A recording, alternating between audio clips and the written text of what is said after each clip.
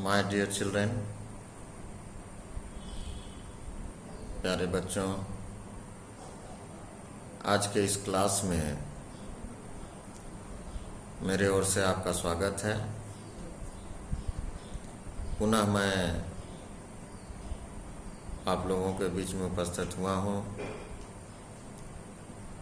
व्यवसायिक अध्ययन यानी बिजनेस स्टडी की पढ़ाई के लिए। लास्ट क्लास में मैंने आप लोगों को संगठन यानी ऑर्गेनाइजिंग के बारे में बताया था। उसके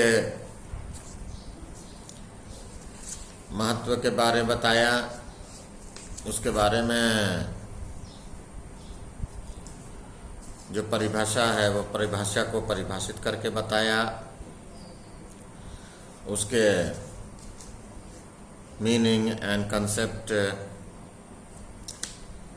उसको बताया, डेफिनेशन बताने का काम किया, कैरेक्टरिस्टिक्स और नेचर ऑफ ऑर्गेनाइजिंग ये बताने का काम किया, इम्पोर्टेंस और एडवांटेजेस ये भी बताया। आज नए चैप्टर आप लोगों के सामने मैं रख रहा हूं और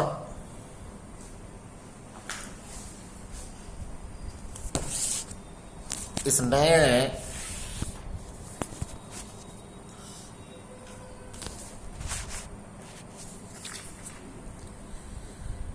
नए चैप्टर में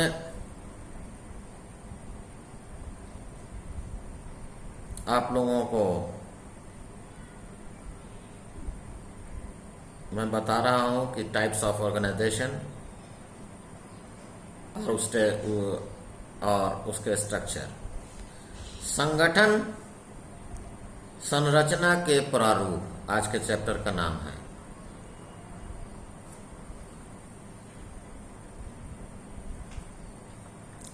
संगठन हम जानते हैं कि प्रबंध का एक महत्वपूर्ण कार्य होता है।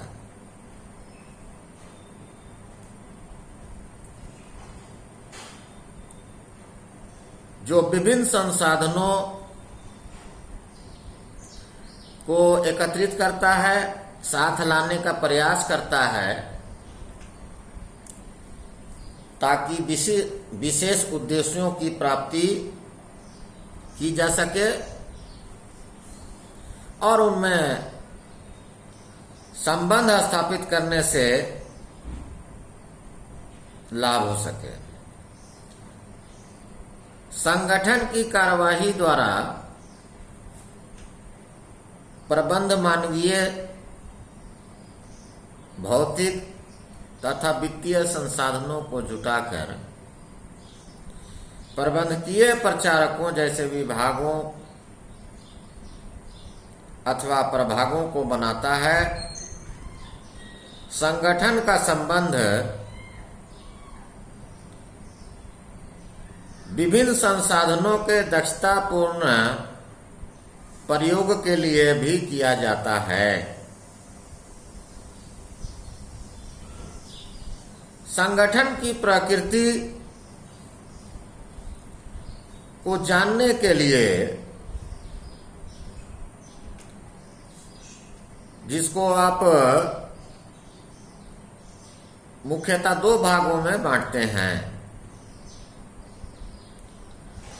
पहला कि संगठन एक प्रक्रिया है के रूप में, ऑर्गेनाइजेशन एज ए प्रोसेस, और सेकंड है संगठन संबंधों के ढांचे के रूप में, अर्थात organisation as a structure of relationship. अनेक विद्वानों ने संगठन को एक प्रक्रिया के रूप में माना है। संगठन प्रक्रिया कैसे है इसको दर्शाने के लिए उन्होंने कई तत्वों को जोड़ने का काम किया है या प्रयास किया है। जैसे आवश्यक क्रियाओं की पहचान किया जाना, विभिन्न क्रियाओं को उनकी समानता के आधार पर कुछ समूहों में बांटा जाना, योग्य एवं कुशल व्यक्तियों को चुनकर उन्हें उप कार्यों को सौंपा जाना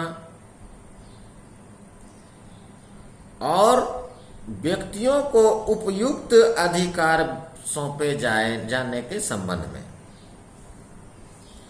विभिन्न कर्मचारियों अथवा अधीनस्थों के बीच में आपसी संबंधों का निर्माण भी किया जाना,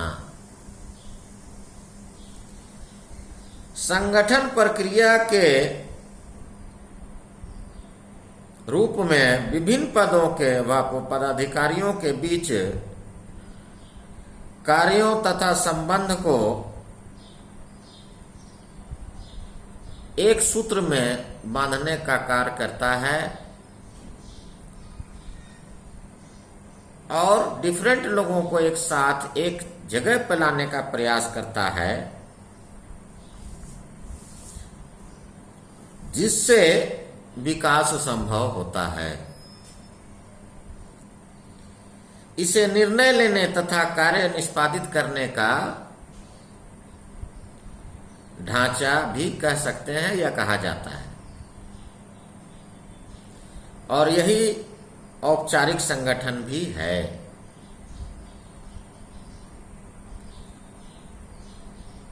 इसको डिफाइन करने के लिए प्रोफेसर पीटर ड्रकर के अनुसार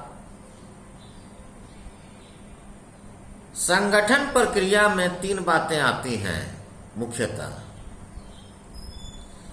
कार्य का विश्लेषण किया जाना, एक्टिविटी एनालिसिस या एक्टिविटी एनालाइज किया जाना, निर्णय विश्लेषण किया जाना, डिसीजन एनालिसिस जिसको आप कहेंगे, निर्णय विश्लेषण या निर्णय का विश्लेषण किया जाना या निर्णय का विश्लेषक होना।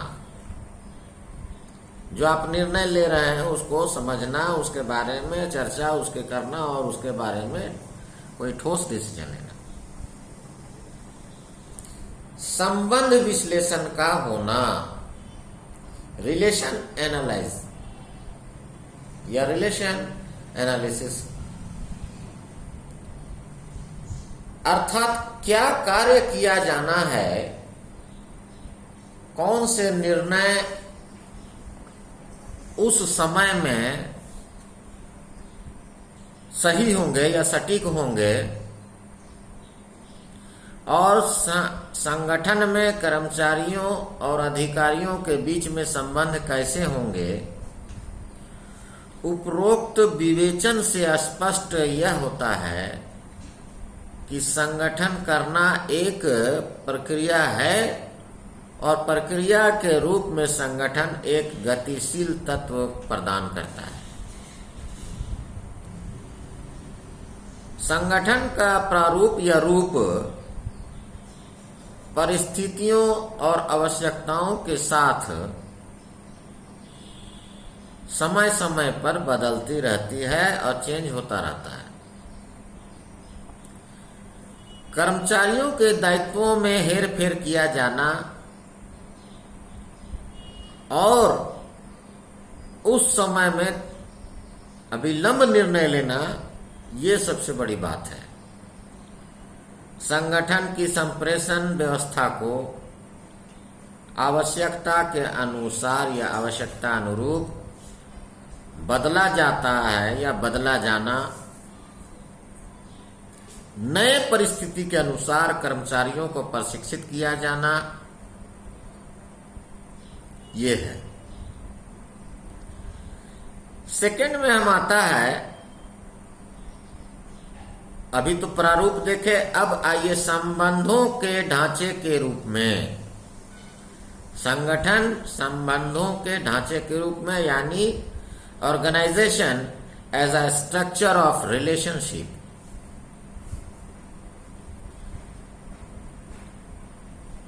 एक ढांचे के रूप में संगठन विभिन्न अधिकारियों के आपसी संबंध, संपर्क अधिकार व उत्तरदायित्वों को प्रकट करता है।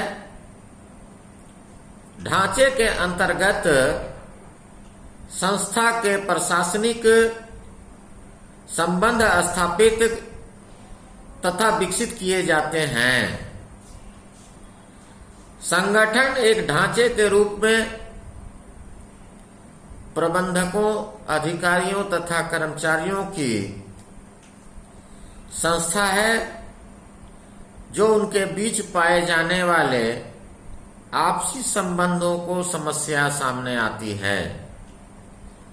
ये अंतर संबंध अत्यंत महत्वपूर्ण होते हैं, जो आंतरिक रूप में ली जाती है।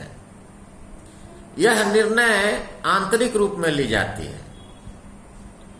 अधिकार संबंध ऐसा महत्वपूर्ण तथ्य है जो संगठन में जीवन फूंक देता है, विभागीय स्तर पर सामूहिक प्रयत्नों को प्रेरित करता है तथा उपक्रम में समन्वय लाता है।